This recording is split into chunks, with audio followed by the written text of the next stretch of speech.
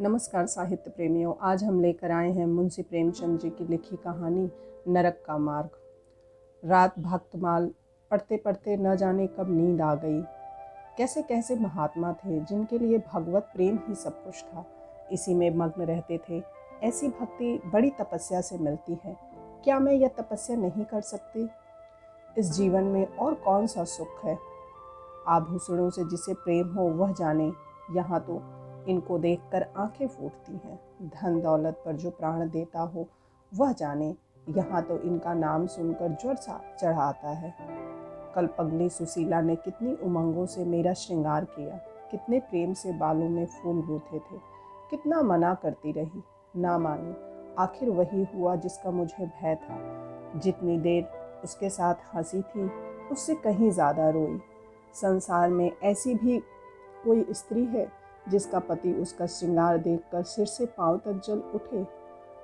कौन ऐसी स्त्री है जो अपने पति के मुंह से ये शब्द सुने, तुम मेरा परलोक बिगाड़ोगी, और कुछ नहीं, तुम्हारे रंग ढंग कहे देते हैं, और उसका दिल विष खा लेने को ना चाहे। भगवान, संसार में ऐसे ही मनुष्य हैं। आखिर मैं नीचे चली गई और भक्तमाल पढ़ने लगी। अब वृंदावन बिहारी ही की सेवा करूंगी, उन्हीं को अपना श्रृंगार दिखाऊंगी। वह तो देख कर ना जलेंगे, वह तो मेरे मन का हाल जानते हैं। भगवान, मैं अपने मन को कैसे समझाऊं? तुम अंतर्यामी हो, तुम मेरे रोम रोम का हाल जानते हो। मैं चाहती हूँ कि उन्हें अपना इष्ट समझूं, उनके चरणों की सेवा करूं, उनके इशारे पर चलूं। उन्हें मेरी किसी बात से, किसी व्यवहार से नाम मात्र भी दुख ना हो।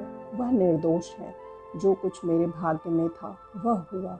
ना उनका दोष है, ना माता पिता का। सारा दोष मेरे नसीबों ही का है। लेकिन यह सब जानते हुए भी जब उन्हें आते देखती हूँ तो मेरा दिल बैठ जाता है। मुंह पर मुर्दनी सी छा जाती है, सिर भारी हो जाता है। जी चाहता है इनकी सूरत न देखूं, बात तक करने को जी नहीं चाहता। कदाचित शत्रु को भी देखकर किसी का मन इतना क्लांत न होता होगा। उनके आने के समय दिल में धड़कन सी होने लगती है। दो एक दिन के लिए कहीं चले जाते हैं तो दिल पर से एक बोझ सा उठ जाता है। हंसती भी हूँ, बोलती भी हूँ, जीवन में कुछ आनंद आने लगता है। लेकिन उनके आने का समाचार पाते ही फिर चारों ओर अंधकार चित्त की ऐसी दशा क्यों है, यह मैं नहीं कह सकती। मुझे तो ऐसा जान पड़ता है कि पूर्व जन्म में हम दोनों में वैर था। उसी वैर का बदला लेने के लिए इन्होंने मुझसे विवाह किया है। वही पुराने संस्कार हमारे मन में बने हुए हैं। नहीं तो वह मुझे देख देख कर क्यों जलते और मैं उनकी सूरत से क्यों घृणा करती। विवाह करने का तो यह मतलब नहीं हुआ करता। मैं अपने घर इससे कहीं सुखी थी। कदाचित मैं जीवन पर्यंत अपने घर आनंद में रह सकती थी। लेकिन इस लोक प्रथा का बुरा हो जो अभागिनी कन्याओं को किसी न किसी पुरुष के गले में बांध देना अनिवार्य समझती है, वह क्या जानता है कितनी युवतियां उसके नाम को रो रही हैं, कितने अभिलाषाओं से लहराते हुए कोमल हृदय उसके पैरों तले रौंदे जा रहे हैं। युवती के लिए पति कैसी कैसी मधुर कल्पनाओं का स्रोत होता है। पुरुष में जो उत्तम है, श्रेष्ठ है, दर्शनीय है, उसका सजीव मूर्ति इस शब्द के ध्यान में आते ही उसकी नज़रों के सामने आकर खड़ी हो जाती है। लेकिन मेरे लिए यह शब्द क्या है? हृदय में उठने वाला शूल, कलेजे में खटकने वाला कांटा, आँखों में गड़ने वाली किरकिरी, अंतःकरण को भेदने वाला व्यंगवाण। सुशीला को हमेशा हंसते देखती हूँ। वह कभी अपनी दरिद्रता का गिला नहीं करती। गहने नहीं हैं, कपड़े नहीं हैं, भाड़े के नन्हे से मकान में रहती है, अपने हाथों घर का सारा काम काज करती है, फिर भी उसे रोते नहीं देखती। अगर अपने बस की बात होती तो आज अपने धन को उसकी दरिद्रता से बदल लेती। अपने पति देव को मुस्कुराते हुए घर में आते देखकर उसका सारा दुख दरिद्र छूमंतर हो जाता है, छाती गज भर की हो जाती है। उसके प्रेमालिंगन में वह सुख है जिस पर तीनों लोग का धन न्यौछावर कर दूं। आज मुझसे जब्त ना हो सका। मैंने पूछा, तुमने मुझसे किस लिए विवाह किया था? यह प्रश्न महीनों से मेरे मन में उठता था पर मन को रोकती चली आती थी। आज प्याला छलक पड़ा। यह प्रश्न सुनकर कुछ बौखला से गए। बंगले झांकने लगे।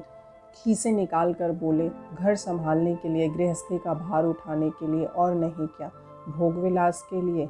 घरनी के बिना यह आपको भूत का डेरा सा मालूम होता था। नौकर चाकर घर की संपत्ति उड़ाए देते थे। जो चीज़ जहाँ पड़ी रहती थी वहीं पड़ी रहती थी, उसको देखने वाला ना था।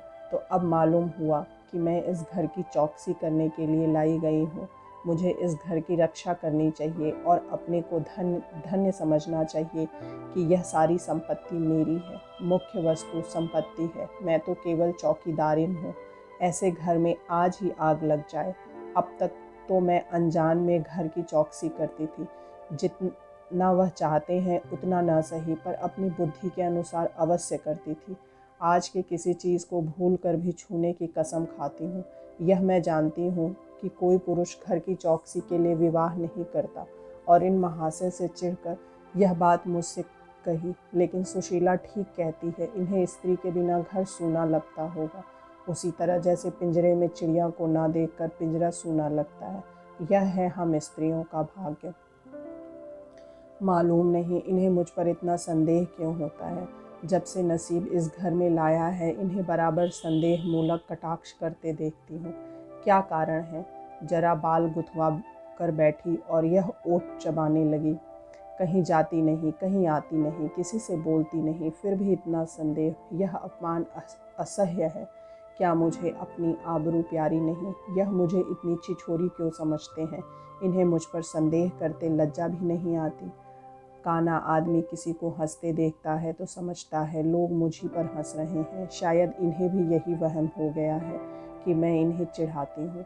अपने अधिकार के बाहर कोई काम कर बैठने से कदाचित हमारे चित्त की यही वृत्ति हो जाती है। भिक्षुक राजा की गद्दी पर बैठकर चैन की नींद नहीं सो सकता। उसे अपने चारों तरफ शत्रु ही शत्रु दिखाई देंगे। मैं समझती हूँ सभी शादी करने वाले बुढ़ों का यही हाल है। आज सुशीला के कहने से मैं ठाकुर जी की झांकी देखने जा रही थी। अब यह साधारण बुद्धि का आदमी भी समझ सकता है कि फूहड़ बहू बनकर बाहर निकलना अपनी हंसी उड़ाना है। लेकिन आप उसी वक्त न जाने किधर से टपक पड़े और मेरी ओर तिरस्कारपूर्ण नेत्रों से देख कर बोले, कहाँ की तैयारी है? मैंने कह दिया, जरा ठाकुर जी की झांकी देखने जाती हूँ। इतना सुनते ही त्योरियां चढ़ाकर बोले, तुम्हारे जाने की कुछ ज़रूरत नहीं। जो स्त्री अपने पति की सेवा नहीं कर सकती, उसे देवताओं के दर्शन से पुण्य के बदले पाप होता है।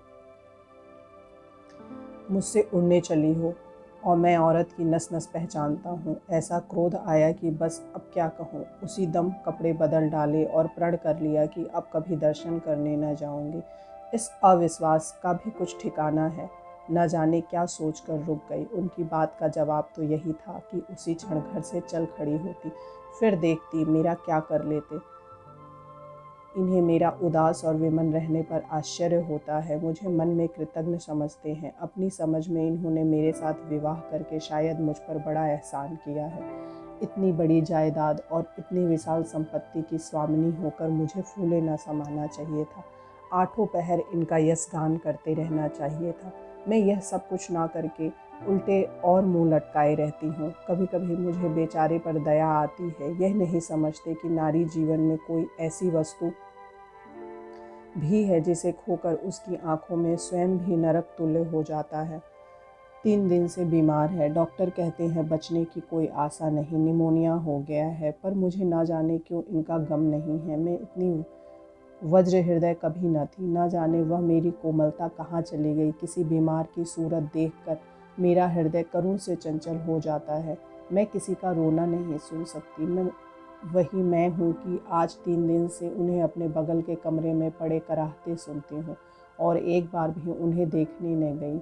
आँख में आंसू आने का जिक्र ही क्या। मुझे ऐसा मालूम होता है इनसे मेरा कोई नाता ही नहीं। मुझे चाहे कोई पिशाचिनी कहे, चाहे उल्टा, पर मुझे तो यह कहने में लेश मात्र भी संकोच नहीं है कि इनकी बीमारी से मुझे एक प्रकार का ईर्ष्यामय आनंद आ रहा है।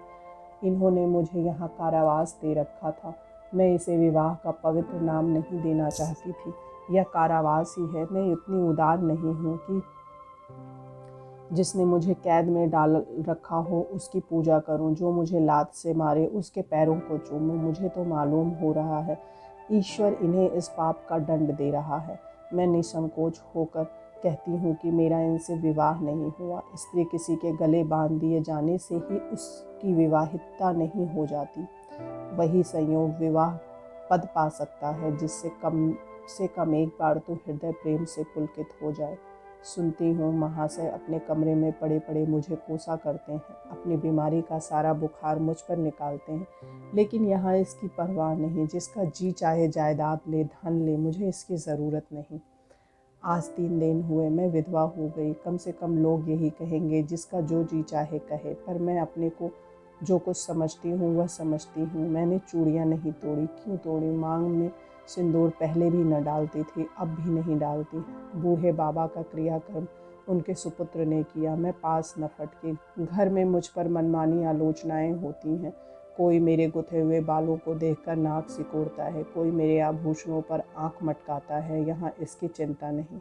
इन्हें चिढ़ाने को मैं भी रंग बिरंगी साड़ियाँ पहनती हूँ और बनती संवरती हूँ। मुझे जरा भी दुख नहीं है। मैं तो कैद से छूट गई। इधर कई दिनों बाद सुशीला के घर गई। छोटा सा मकान है, कोई सजावट ना सामान, चारपाई तक नहीं, पर सुशीला कितने आनंद से रहती है। उसका उल्लास देखकर मेरे मन में भी भांति भांति की कल्पनाएं उठने लगी हैं। उन्हें कुत्सित क्यों कहूँ जब मेरा मन उन्हें कुत्सित नहीं समझता। इनके जीवन में कितना उत्साह है। आंखें मुस्कुराती रहती हैं, ओठों पर मधुर हास्य खेलता रहता है, बातों में प्रेम का स्रोत बहता हुआ जान पड़ता है। इस आनंद से चाहे वो कितना ही क्षणिक हो, जीवन सफल हो जाता है। फिर उसे कोई भूल नहीं सकता। उसकी स्मृति अंत तक के लिए काफ़ी हो जाती है। इस मिजराओं की चोट हृदय के तारों को अंत काल तक मधुर स्वरों में कंपित रख सकती हैं। एक दिन मैंने सुशीला से कहा, अगर तेरे पतिदेव कहीं परदेश चले जाएं तो रोते रोते मर जाएगी। सुशीला गंभीर भाव से बोली, नहीं बहन, मरूंगी नहीं। उनकी याद सदैव प्रफुल्लित करती रहेगी, चाहे उन्हें परदेश में बरसों लग जाएं। मैं यही प्रेम चाहती हूँ। इसी चोट के लिए मेरा मन तड़पता है। मैं भी ऐसी ही स्मृति चाहती हूँ जिससे दिल के तार सदैव बजते रहें, जिसका नशा नित्य छाया रहे। रात रोते रोते हिचकियाँ बंद हो गई। ना जाने क्यों दिल भर आता था। अपना जीवन सामने एक बीहड़ मैदान की भांति फैला हुआ मालूम होता था, जहाँ बगुलों के सिवा हरियाली का नाम नहीं। घर फाड़े खाता था। चित ऐसा चंचल हो रहा था कि कहीं उड़ जाऊं। आजकल भक्ति के ग्रंथों की ओर ताकने को जी नहीं चाहता। कहीं सैर करने जाने की भी इच्छा नहीं होती। क्या चाहती हूँ वह मैं स्वयं नहीं जानती, लेकिन मैं जो नहीं जानती वह मेरा एक एक रोम जानता है। मैं अपनी भावनाओं की सजीव भूमि हूँ। मेरा एक एक अंग मेरी आंतरिक वेदना का अंतर्नाद कर रहा है। मेरे चित्त की चंचलता उस अंतिम दशा को पहुँच गई है जब मनुष्य को निंदा की न लज्जा रहती है और न भय। जिन लोभी स्वार्थी माता पिता ने मुझे कुएं में ढकेला, जिस पाषाण हृदय प्राणी ने मेरी मांग में सिंदूर डालने का स्वांग किया, उनके प्रति मेरे मन में बार बार दुष्कामनाएं उठती हैं। मैं उन्हें लज्जित करना चाहती हूँ। मैं अपने मुंह में कालिख लगाकर उनके मुंह में कालिख लगाना चाहती हूँ। मैं अपने प्राण देकर उन्हें प्राणदंड दिलाना चाहती हूँ। मेरा नारित्व लुप्त हो गया। मेरे हृदय में प्रचंड ज्वाला उठी हुई है। घर के सारे आदमी सो रहे थे। मैं चुपके से नीचे उतरी, द्वार खोला और घर से निकली। जैसे कोई प्राणी गर्मी से व्याकुल होकर घर से निकलने और किसी खुली हुई जगह की ओर दौड़े, उस मकान में मेरा दम घुट रहा था। सड़क पर सन्नाटा था। दुकानें बंद हो चुकी थीं। सहसा एक बुढ़िया आती हुई दिखाई दी। मैं डरी कहीं चुड़ैल न हो। बुढ़िया ने मेरे समीप आकर मुझे सिर से पांव तक देखा और बोली, किसकी राह देख रही हो? मैंने चिढ़कर कहा, मौत की। बुढ़िया, तुम्हारे नसीबों में तो अभी जिंदगी के बड़े बड़े सुख भोगने लिखे हैं। अंधेरी रात गुजर गई, आसमान पर सुबह की रोशनी आ रही है। मैंने हंसकर कहा, अंधेरे में भी तुम्हारी आंखें इतनी तेज हैं कि नसीबों की लिखावट पढ़ लेती हैं। बुढ़िया, आंखों से नहीं पढ़ती बेटी, अक्ल से पढ़ती हूँ। धूप में चूड़े नहीं सफ़ेद किए। तुम्हारे बुरे दिन गए और अच्छे दिन आ रहे हैं। हंसो मत बेटी, यही काम करते इतनी उम्र गुजर गई। इसी बुढ़िया की बदौलत जो नदी में कूदने जा रही थी, वे आज फूलों की सेज पर सो रही हैं। जो जहर का प्याला पीने को तैयार थीं, वे आज दूध की कुल्लियाँ कर रही हैं। इसलिए इतनी रात गए निकलती हूँ कि अपने हाथों किसी अभागिन का उद्धार हो सके तो करूँ। किसी से कुछ नहीं मांगती। भगवान का दिया सब कुछ है घर में। केवल यही इच्छा है कि अपने से जहाँ तक हो सके दूसरों का उपकार करूं। जिन्हें धन की इच्छा है उन्हें धन, जिन्हें संतान की इच्छा है उन्हें संतान, बस और क्या कहूँ। वह मंत्र बता देती हूँ कि जिसकी जो इच्छा हो वह पूरी हो जाए। मैंने कहा, मुझे धन ना चाहिए न संतान, मेरी मनोकामना तुम्हारे बस की बात नहीं। बुढ़िया हंसी। बेटी, जो तुम चाहती हो वो मैं जानती हूँ। तुम वह चीज़ चाहती हो जो संसार में होते हुए स्वर्ग की है, जो देवताओं के वरदान से भी ज़्यादा आनंदप्रय है, जो आकाश कुसुम है, गूलर का फूल है और अमावस का चांद है। लेकिन मेरे मंत्र में वह शक्ति है जो भाग्य को भी संवार सकती है। तुम प्रेम की प्यासी हो, मैं तुम्हें उस नाव पर बैठा सकती हूँ जो प्रेम के सागर में प्रेम की तरंगों पर क्रीड़ा करती हुई तुम्हें पार उतार दे। मैंने उत्कंठित होकर पूछा, माता तुम्हारा घर कहाँ है?